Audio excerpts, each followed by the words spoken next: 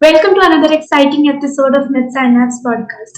I'm your host Hetvi Shah, and today we're delving into a topic that's crucial for anyone who is looking to enhance their reproductive health, which is the impact of lifestyle on fertility. From diet to exercise to stress management, these factors play a significant role in optimizing fertility for both men and women.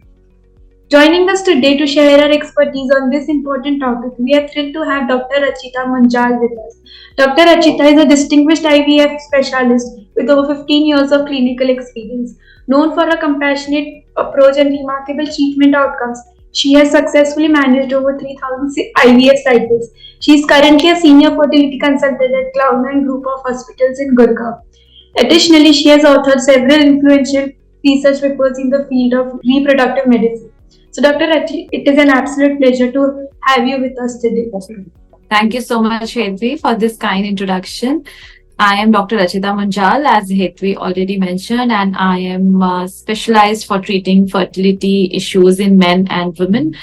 And, strangely, I have seen, there is a sudden rise in the couples who are approaching us with infertility, with the fertility issues, with difficulty in conception over last like 5 to 10 years. Over this last decade, there has been a considerable increase in the number of people who are approaching fertility specialists, and so are the fertility specialists and clinics are increasing in number proportionately.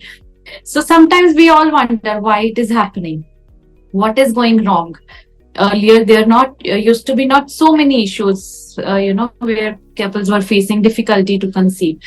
So there is a strong finding, and lot of researches have happened over this, that particularly the lifestyle, the modifiable factors which are very well in our control are the major factors here which are playing role in raising the fertility issues. And I believe for men and women both, it's equally important. Even WHO, World Health Organization, has now, with the rising trend, WHO has labeled infertility as a disease, whereas earlier it was just lifestyle issue, but now it is a disease. Even ASRM has quoted now it as a disease. So there is something which we all need to, know and work upon it, so that this doesn't deteriorate to an extent that we cannot even reach back to the stage where we were. And lifestyle is one thing which I feel is a major factor and very much in our control. So thank you, Hetvi, for bringing out this topic. Thank you, Myths and Apps, for bringing out this topic, which might bring awareness. So our aim is to bring awareness among young males, females, to have take care of their lifestyle, these small things which can make a difference and help them to conceive at the right time in their life. Thank you. So, could you start by sharing your journey into the field of fertility and IVF treatment? So I started my career as a gynecologist, and then I had interest in treating the couples with fertility issues. So I had this interest, and then I pursued my further super specialized training in handling fertility patients. And I was trained in reproductive medicine, endocrinology, reproductive surgery, and fertility cases. So I pursued my fellowship, and then I'm practicing as a fertility specialist.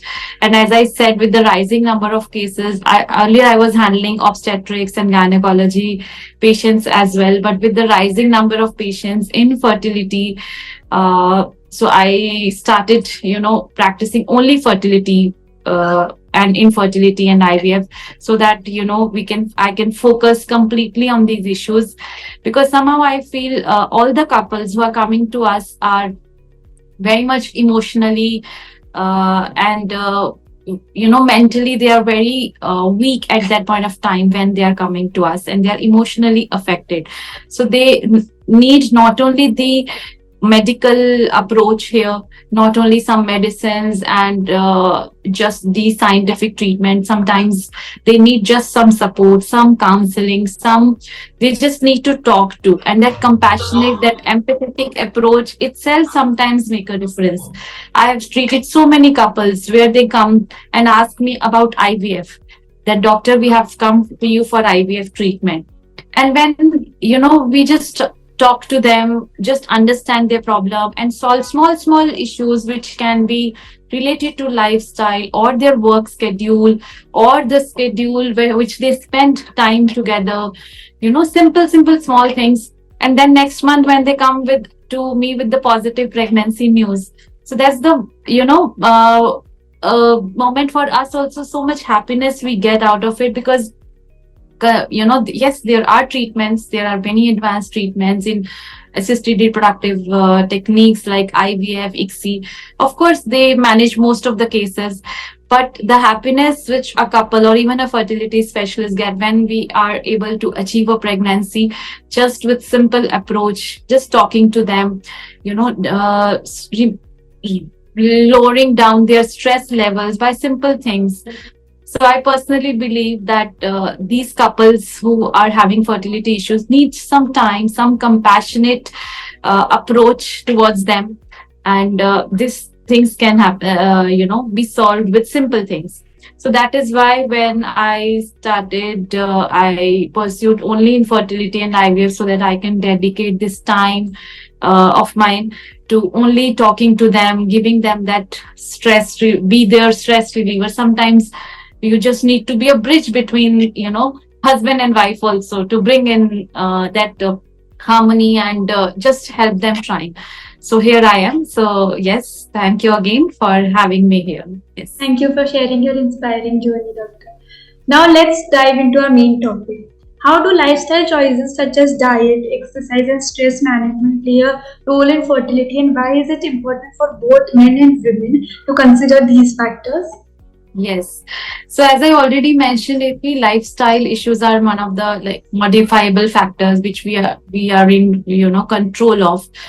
So there was an interesting study done when we were talking about that time. I was recalling that study, that why infertility cases have risen in last decade.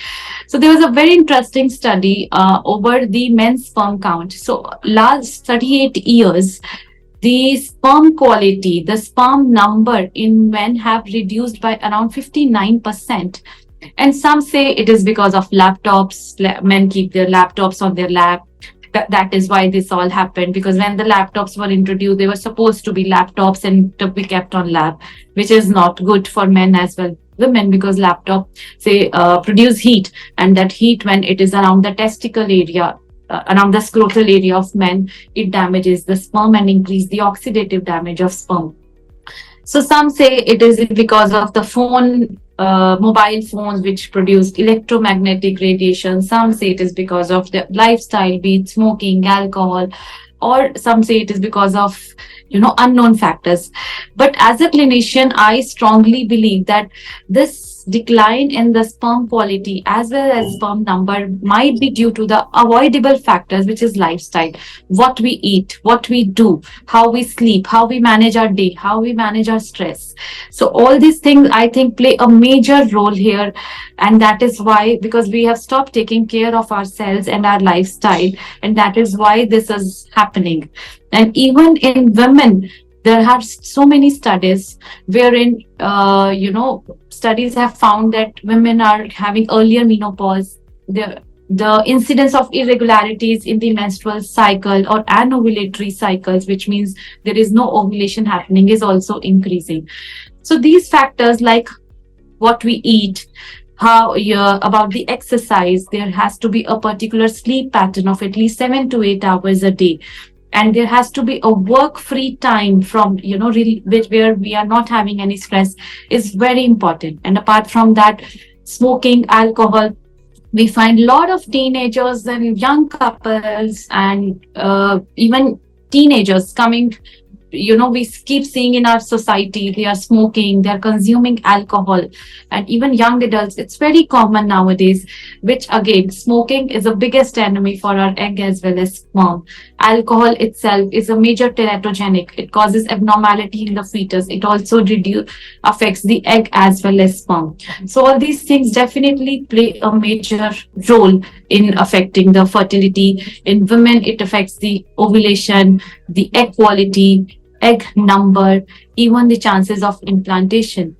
And in men, it does affect the sperm quality, sperm number, sperm motility, structure of sperm, and also these lifestyle issues. Lifestyle changes can prevent oxidative damages in the sperm. Yes, that was incredibly insightful. What dietary modifications do you recommend for couples attempting to conceive, and how can these changes improve their overall reproductive performance? So there's a lot of talk about fertility diet nowadays for females particularly, but for men also it's equally important to maintain a healthy diet. For example, for men to follow a healthy diet, they should include walnuts, which is a rich antioxidant source. Then good fats. We should avoid processed meats, processed foods, and dairy products which are high in fat should be avoided. And these basic changes, so there's nothing called fertility. Yes, there is a fertility diet, but there's nothing special about it. A simple well balanced diet including a lot of vegetables, lot of fruits, which can help in reducing the oxidative damage of sperm and decreasing improving the egg quality. Improving the egg quality can be helpful for men as well as women. So in general, lot of vegetables and fruits in your diet. Carbs are, yes, we say carbs are bad, but all the carbohydrates are not bad. We can include carbs which are rich in high fiber, low glycemic index, like quinoa, oats. These are very helpful. Apart from that, berries, avocados, and healthy fats, like earlier in Indian food we used to say ghee, avoid ghee, but ghee is a good fat. It's if you really want to have some fat, avoid trans fats in the diet, avoid the oils, but ghee is good, as for example. So eggs is a very rich source of folate, vitamins, and zinc, as well as rich protein source, which help in improving the egg quality, which help in improving the implantation rates as well. So these are the general diet modifications I would suggest for men as well as women. There is no much hype about it. Just follow a healthy diet rich in your vegetables, fruits, walnuts, antioxidants, avocados, eggs, berries. So these are some good antioxidant rich food sources which we should include in our diet. And apart from that, avoid processed foods, avoid packaged foods, processed meats, which are very high nowadays in our food habits. Avoid the food which, outside food, which is rich in oil, which is rich in fats, and that should be avoided. So these are the simple habits which we all know about it, but we should just be mindful of what we are eating, and with simple nutritional counseling, maybe with the help of dietitian. So I personally believe fertility issues should be followed by should be treated by a holistic approach, not by just eating some medicines or pills. There has to be a holistic approach around it. Yes, thank you for highlighting that. Now, can you tell us how important are pre-pregnancy supplements such as folic acid, antioxidants, omega-3, zinc, and selenium for enhancing fertility, and what specific benefits do they offer? Yes, this is very important thing which all couples should keep in mind, particularly men also, because we all focus on women having prenatal vitamins and prenatal supplements, but for men also these are equally important. So for example, let's talk about folate. Folate is a mineral which is in our green leafy vegetables, legumes, beans. So we should all increase that in our diet for men as well as women, because for men also it does help in improving the sperm quality. And folate is definitely a must for any woman who is planning to get pregnant. She should start taking folate supplements at least 3 months prior to her conception planning, because folate deficiency can increase the risk of neural tube defects in her developing baby. And of course, even in the periconception period, wherein she is trying, it can affect the egg quality, the egg membrane, which is called zona pellucida. It can affect that too. Then selenium, it's a mineral, vitamin, micronutrient, which is available in eggs and green leafy vegetables and some fish and meat as well. So it is important source to include in our diet to help in men sperm production, sperm motility, and sperm morphology as well. And it also helps to improve the ovulation part of egg in women. And yes, many a times we Indians cook a lot. So we, the micronutrients in the green leafy vegetables and legumes, they are, damaged. So it's always better to include these supplements. There are a lot of supplements available in the market with multiple micronutrients, which are, all the most of them micronutrients are included in one or two supplements. So one or two combination of supplements can always be taken in consultation with your fertility specialist or gynecologist or a general physician. So whomsoever you are consulting, it's always better to, start taking the supplements. Then coming to zinc is again a micronutrient which helps in improving the implantation rates in women, and also helps to improve the sperm motility, sperm morphology, sperm structure, and also reduce the oxidative damage of sperm in men. Then coming to coenzyme Q10, there's a lot of data nowadays, lot of research is happening on this particular molecule of coenzyme Q10. So earlier it was like mostly used in heart patients, people with high cholesterol levels. So coenzyme Q10 is a very potent antioxidant which is generated in our body. But again, the nutrients which we are getting from the food can vary from time to time. And also with age, the production of coenzyme Q10 reduces in our body. And that is why when as we age, when the Q10 reduce, the prevention it is giving from the oxidative damage from the environment, from the pollutants, that protection reduces. So it's very vital to include coenzyme Q10 in advanced age, particularly when you're planning, when a couple is planning in their advanced age, to prevent the oxidative damage to the egg as well as sperm. So there are, again, coenzyme Q10 is available in market as supplements, and we can always take it as supplements in consultation with your doctor. I strongly recommend no supplements should be taken over the counter, because you can sometimes take overdose or underdose of it. So I strongly recommend any sort of supplements, prenatal or fertility supplements, should always be taken in after consulting your doctor. Thank you for shedding light on this important issue. How does maintaining a healthy weight influence fertility, and what challenges do overweight or underweight individuals face when trying to conceive? Yes, so maintaining a healthy weight again comes into the lifestyle, what we eat, how we live our day, how much exercise we do. So there was this interesting study, in men as well as female, which I came across a couple of weeks back, was, the men who spared just 30 minutes of exercise 3 days a week had 15% better chances of getting pregnant, their female counterparts, as compared to the men who did not do any exercise. So this is a very interesting study, because this was in correlation with the study which we mentioned earlier, that over last 38 years, how the sperm quality has been reducing over the years in men. So exercise can really help, to maintain the sperm quality and sperm motility. And there's of course a scientific reason behind it.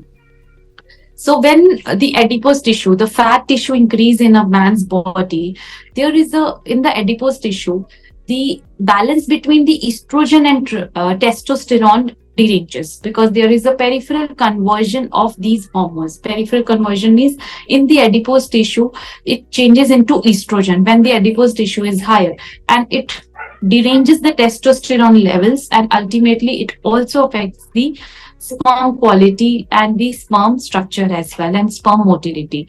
Also, high fat tissue in men increases the fat tissue even around the testicle and the scrotal areas. So with the fat tissue, there is a rise in the temperature in the scrotal area. So if I'll just add on a little bit here, that testicles in a man are in a scrotal sac where the temperature of is lower than the rest of our body, 1 to 2 degree lower. So when there is high amount of fat tissue, or men who keep their laptops on lap, there is a major heat production even around the fat tissue, which increases the temperature of testicles, and which again causes oxidative damage to the sperms. So it's a very important thing to maintain a normal weight for men to have healthy sperm and healthy quality of life, of course. And for women also, being overweight or underweight is both the ways it is like not good for our reproductive health. So for example, in underweight women, when there is anorexia nervosa or any nutritional disorder where women are very underweight, the hypothalamic pituitary gonadal axis, which means their hypothalamus and pituitary is in our brain, which releases some hormones, FSH and LH from pituitary gland, and which again comes to our ovary at the level to help in producing eggs and ovulation. So when the hypothalamic pituitary gonadal axis is affected, it again affects the menstruation cycle of the girl, woman who is underweight. There are menstrual irregularities and ovulation, and sometimes the implantation also doesn't happen in such women who are underweight. And same way for overweight women also, it's not good, because overweight itself causes insulin disturbance, insulin metabolism disturbance. The insulin resistance happens, and again, the conversion of estrogen to testosterone, androgens disrupts. When the androgens increase, there is anovulation, means there is no ovulation of the egg. The follicle, the egg quality reduces, and the egg maturation chances reduces. So all these things are affected. So maintaining a healthy lifestyle is very important to keep ourselves in the normal weight range. Simple nutritional counseling with nutritionist, dietitian, or your doctor, maintaining a healthy exercise schedule daily at least for 30 minutes or at least 3 days a week is very important. And at the same time, even the sleep pattern has to be very focused upon when we talk about lifestyle. Yes, that was very informative. Now, how do smoking, alcohol, drug use, environmental toxin, and sleep quality impact fertility, and what changes can improve fertility in these areas? So as we spoke about in brief about smoking, alcohol. So smoking, I believe, is the biggest enemy here of egg as well as sperm. So we, as fertility specialists, strongly recommend against it. Smoking starting at a very early age or going on for longer years affects the egg quality in women to a large extent. It affects the outer layer of the egg, zona pellucida, which becomes thick, and what effect it has is that sperm cannot enter the egg for fertilization. So it reduces the chances of fertilization. It also affects the follicular maturation and ovulation. Apart from that, smoking in women also affects the uterus lining, the endometrial lining, which we call wherein baby has to grow. And even in pregnancy, some women, if smoke during the pregnancy, it affects the growth of baby. It significantly causes IUGR, intrauterine growth restriction. It causes sometimes even miscarriages and also anomalies in the baby. And also alcohol has a major effects on the egg as well as sperm quality. alcohol is always being talked about as a major teratogen, means if it is consumed during pregnancy by the pregnant woman, it can cause a lot of congenital anomalies in the baby, and also IUGR, growth restriction, growth retardation, miscarriages. So smoking and alcohol and substance abuse, these are in general also, we all know that these should be avoided for a healthy lifestyle, and they are very much avoidable. There are other ways, people talk about it as stress relieving, that we do it when we are in stress. A lot of couples come to me, we don't smoke, but when I'm in stress, I do. I don't drink, but when I'm in stress, I do. So there are, good ways to handle stress, to manage stress. For example, we should put that energy or that stress into exercise, because exercise itself release happy hormones in our body, which will of course help to regulate the hormonal metabolism of the body. Sleep pattern, of course, always spoken about. So more or less sleep, both is not good. So sleep itself affects the hypothalamic pituitary gonadal axis, which I was talking to you about. Disturbed sleep pattern or sleep timings, when a person has lack of sleep, it affects the hypothalamic pituitary gonadal axis. It also disturbs the release of other hormones like thyroid, prolactin, cortisols, melatonin, which is a known hormone, to disrupt with the ovulation in women and also the sperm quality in men. So the standard tried and tested, which we say 7 to 8 hours of sleep, is a must for everyone. Yes, right. Now, finally, despite substantial evidence of an age related decline in female fertility, many women still remain unaware of the risk of delaying childbearing. Can you explain these risks and what women should know about how age affects their fertility? Yes. So this also comes as a part of lifestyle, I would say, because age is a major factor, and wherein all couples nowadays are planning at a very late age, be it reasons because of career, academic, study, getting married late, didn't find the right partner, or are just not ready to have a baby because of financial reasons or any career driven reasons. But it is again coming to the picture on lot of researches when we are talking about that why fertility issues are rising, that delay in the childbearing, delay in planning the family is a major factor here, which we again are unaware. For example, I'll tell you there was an interesting study wherein the Spanish women and Indian women were compared for their menopausal age. So we all try to follow the Western culture. We are, westernized now, but there are certain facts which we need to know about in Indian population. So this study revealed that the average age of menopause in those women was much later than Indian women, which means that Indian women attain menopause earlier than their counterparts in European countries. So we have a tendency to for the declining ovarian reserve at a very earlier age than our Western counterparts. So this fact is very important to know about when we are taking our life decisions. Being a professional, I also understand that it's very important to focus on our careers, on academics, but at the same time, we should not forget these facts and the basic facts, because age with age, the number of egg reduces, the quality of egg reduces, the ovulation disorders increase, and also the chances of implantation in advanced age reduces in women as compared to their younger age. So it's very important to have your planning of your family at the right age.